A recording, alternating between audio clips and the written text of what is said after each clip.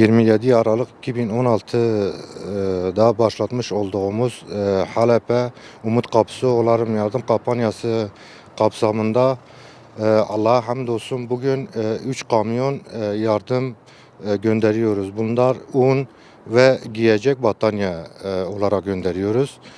Burada bize gerçekten yardımını esirgemeyen ve bize yardımlarını veren tüm hayırseverlerden Allah razı olsun ve bu yardımlarının devamı bekliyoruz. Bu göndermiş olacağımız yardımlar son değil.